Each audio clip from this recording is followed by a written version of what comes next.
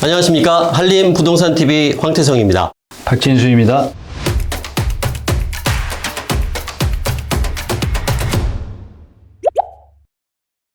자, 오늘 한림부동산TV에서는 영국 런던의 킹스크로스 도시재생의 모범 사례로 뽑히고 있습니다. 킹스크로스의 탄생, 그리고 개발 과정, 그리고 현재의 모습들을 이야기 나눠보도록 하겠습니다. 자, 2016년 이후 2022년 6년 만에 재방문을 하셨던 걸로 알고 있습니다. 그 사이에 어떤 것들이 많이 변화가 됐는지 말씀을 좀 부탁드리겠습니다. 불과 몇 년 안 된 것 같은데 코로나가 이제 중간에 끼어 있어서 네. 시간이 멈춘 듯한 그런 시간이었습니다. 그래서 벌써 6년이라는 시간이 흘렀네요. 런던을 얼마 전에 이제 7월 달에 저희가 런던을 다시 다녀왔고요. 또 런던에 물론 비즈니스가 있어서 다녀오긴 했지만 킹스크로스가 어떻게 변했을까 되게 궁금했습니다. 킹스크로스 이야기를 하겠지만 네. 용산 이야기를 안 할 수가 없습니다. 그래서 용산 얘기부터 한번 할게요. 용산 국제업무의 사이트가 어떤 자리죠? 정비창이었죠. 정비창. 네, 철도와 관련된 정비창, 기지창 뭐. 네. 그다음에 킹스크로스역 주변도 마찬가지예요. 네, 그렇죠. 허드슨 야드도 역시 마찬가지로. 뉴욕의 마지막 역이에요. 네. 어떻게 보면 모든 물류가 그쪽으로 모였던 자리였고 그럼으로 인해서 자연스럽게 이런 정비창의 자리들은 창고나 또 차량을 정비하는 부지를 가지고 있는 사이트이죠. 그래서 비슷한 세계를 둘러보면서 사업 시기도 제가 기억하기로는 킹스크로스는 1996년서부터 이제 시작을 해야 되겠다 그래서 조직이 만들어지고 네. 그다음에 뉴욕의 허드슨 야드도 2005년인가 2006년도에 네네, 2005년도였죠. 그다음에 용산 국제업무도시가 2006년 네. 비슷한 시기예요. 그죠? 물론 이제 킹스크로스는 그 전에 조직이 만들어지고 마스터 플랜이 2004년도에 만들어져요. 네. 그다음에 2006년도서부터 이제 개발이 시작이 되고 2007년도에 민간 사업자한테 토지를 분양을 하기 시작합니다. 자, 그럼 우리 세계 현장을 돌아보게 되면 같은 시기에 시작되고 정비 기지창을 도시 재생하는 프로젝트이고 네. 킹스크로스 같은 경우에는 이제 면적이 작은 면적이 아닙니다. 제일 74만. 네, 예. 제일 크죠. 74만 회배 정도 되고. 네. 우리 용산 정비창이 얼마나 되죠? 49만. 49만 회배. 3천. 허드슨 야드가 그쪽이 11만. 11만 회죠. 예, 예. 자, 그러면 킹스크로스는 이제 그 전부터 시작을 했지만 같은 시기에 사업을 했던 프로젝트들이 완성이 되어버렸어. 다른 데는. 허드슨 야드하고 킹스크로스는 요번에 가보니까 이제 막바지입니다. 네. 90%의 공정률을 보이고 건물들이 완성이 돼서 사용을 하고 있어요. 그런 것들을 이제 제가 촬영한 거 좀 보여드리겠고요. 그리고 용산 국제업무도시는 왜 이렇게 됐을까요? 난항이 좀 많았죠. 난항이 아니고 백지화가 돼버렸잖아, 우리는. 네. 이건 좀 아쉽습니다, 그런 게.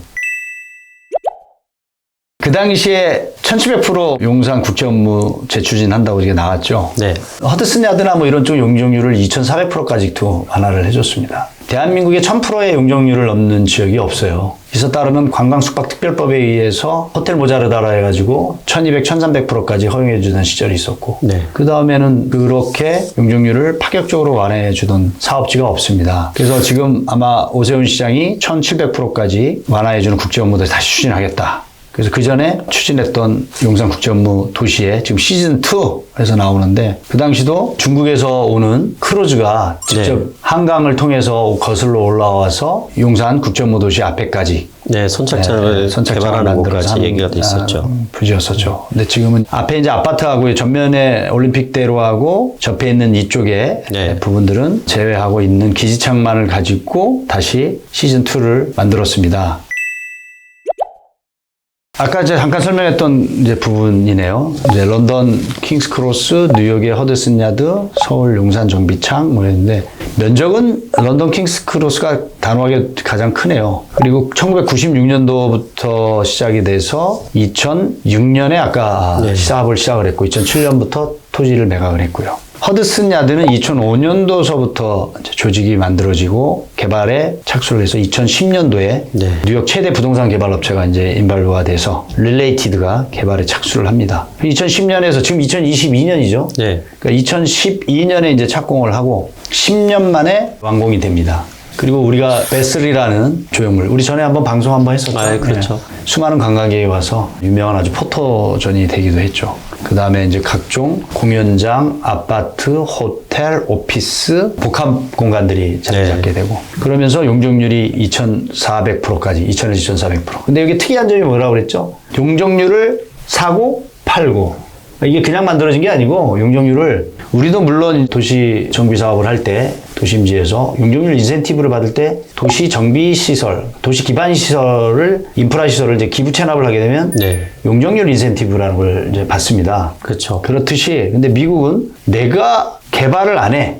나는 그냥 개발을 안 하고 그냥 이 건물 가지고 있을 거야. 그런데 그 건물이 가지고 있는 미래에 지을 수 있는 용적률을 돈으로 사고 팔고 합니다. 그래서 이러한 사업을 주최하는 개발공사에 돈으로 기부를 하면 그 용적률을 주어집니다. 네. 굉장히 합리적이에요. 그죠? 근데 우리나라 같은 경우에는 그러한 것들이 건물로 기부 체납, 기반시설로 기부 체납, 그다음에 이제 돈으로도 기부 체납하는 부분들이 생겼습니다. 그게 어디죠? 삼성역의 현대타워 주변에 기반시설, 그다음에 지하 공간, 삼성로역 지하 공간화하는 거, 뭐 기타 등등 이렇게 해서 건물로 받고 기반시설 부담으로 해서 이제 받게 됩니다. 이제 우리도 이러한 세 개의 공통점이 기지창에서 개발하는데 우리나라 같은 경우에는 하다가 이제 중단이 되는 바람에 네. 그 들어간 비용들이 다 매몰 비용이 돼버렸어요. 그리고 이제 지금 보니까 시즌2가 사업이 축소가 됐어요. 엄색해졌어, 좀, 사실은. 처음에 용산국제업무도시는 찬란했죠. 가슴 떨리는 좀 프로젝트였던 것 같아요. 그게 진짜 완성이 됐으면 얼마나 좋았을까 이런 생각이 드는데요. 지나간 이야기고 어쨌든 왜 우리나라의 도시 정비 사업이나 도시 정비에 대한 도시 재생에 대한 흐름이 어디서부터 어떻게 생겨났는지 우리가 1960년대에 서울의 도시 인구가 240만 된다고 그랬어요. 70년대 400만을 넘고 네. 80년대 1000만으로 가는데 불과 얼마 안 걸려서 한 30년 사이에 그죠? 1000만 시대를 우리가 갔어요.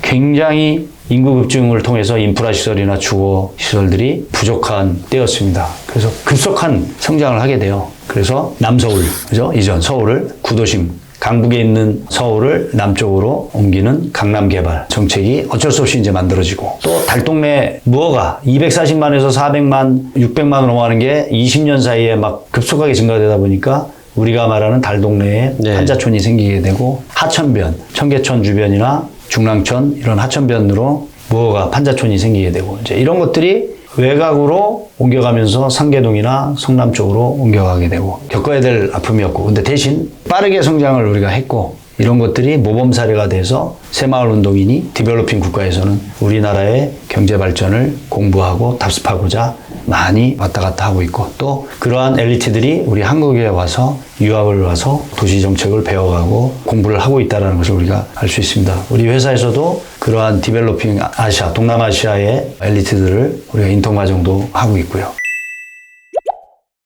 수도권 내에 우리가 이제 프로젝트를 수행했던 회원지구라든지 서소문지구라든지 청진지구라든지 이런 것들의 기본 계획들이 1970년대에 제정이 되기 시작합니다. 그래서 그때 만들어진 법이 조금씩 변형은 됐지만 그게 원본이에요. 그래서 이게 도시 정책이 한번 입안이 되면 바꾸기가 쉽지가 않습니다. 특혜 문제나 그죠? 이런 문제 때문에. 네. 그런데 지금은 2020년대 70년대에서 50년이라는 세월이 지났어요. 그래서 이번에 오세훈 시장이 비욘드 조닝이니 2030 계획에 관련돼서 변화를 해야 되겠다. 확실하게 변화를 시켜야 되겠다. 그래서 2030 계획을 지금 바꿔가고 있습니다. 네, 이제 국내 부분들을 말씀해 주셨는데 다시 돌아가서 영국 도시재생에 대한 시기별 편찬 과정을 또 한번 말씀 나눠보겠습니다. 뭐 똑같아요. 1894년 산업혁명 이후에 영국은 급속한 발전을 합니다. 마찬가지로 거기도 지방에 있는 소도시에 있는 젊은 사람들 또 경제적인 활동을 하기 위해서 도시로 몰려들기 시작하죠. 런던도 뭐 당연히 예외는 아니었을 거라고 봅니다. 그래서 증기기관차 굉장한 혁명이었죠. 그런 게 들어서고 또 그런 거로 인해서 대형 선박이 들어서고 근데 그 전에 영국도 노동 인력을 기반으로 하는 산업들이 발전을 하다가 이러한 대형 기관, 대형 제조업이나 대형 선박 이런 것들이 이제 들어서면서 테임스 강이 퇴색을 하기 시작합니다.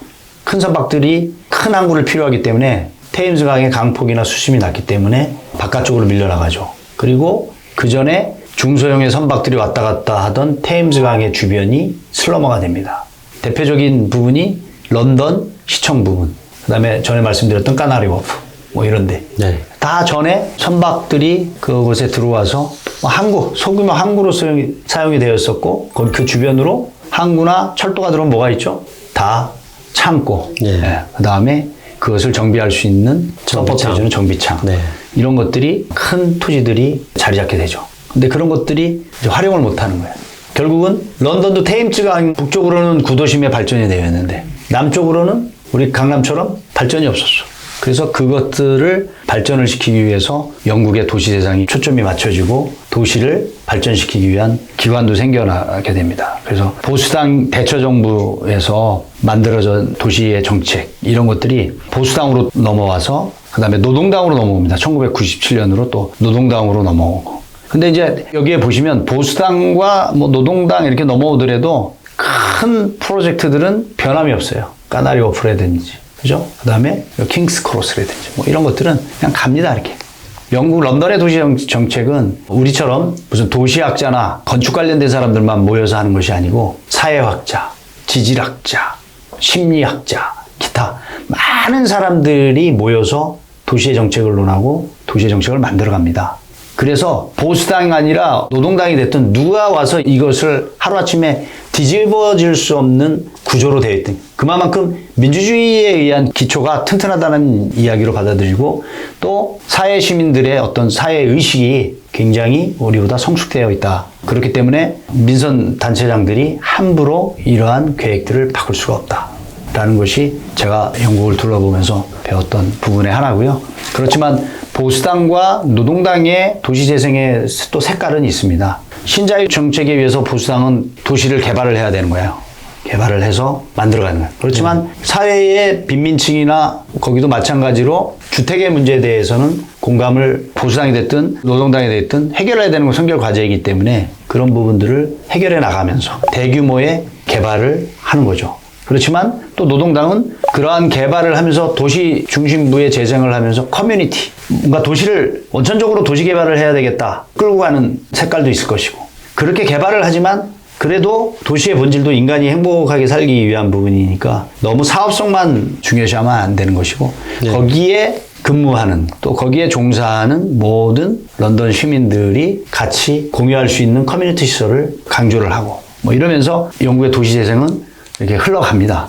그렇지만 다 중요하죠. 개발도 해야 되고 사람 중심의 어떤 도시 재생도 해야 되고 이런 것들이 축적이 되는 거죠. 이렇게. 그래서 박원순 시장 때의 도시 재생을 보면 창신동이라든지 지금 세운 재정비에 걷고 싶은 거리라든지 이런 것들이 어쨌든 선진화된 런던이나 뉴욕이나 프랑스나 뭐 기타 우리보다 앞선 국가들을 가서 답습을 하고 그걸 한국화 시키려고 노력을 했던 흔적들을 찾아볼 수가 있습니다. 뉴욕의 허드슨 야드에 붙어 있는 하이라인. 네. 그게 우리나라에 들어와서 뭐가 돼 있죠? 서울역에 박원순 시장 때 만들어진 서울로? 네. 네. 그래서 그러한 부분들이 선진국을 가서 답습을 하고 만들어서 그것을 보고 배우고 한국화한 거죠, 이제. 자, 그렇다라고 하면 왜 이렇게 지속적으로 연결이 쭉 돼서 흘러오는 도시 정책이나 도시 재생이 왜 되지 못할까요? 안타깝습니다. 말씀을 들어보니 참 안타까운 것들이 많습니다.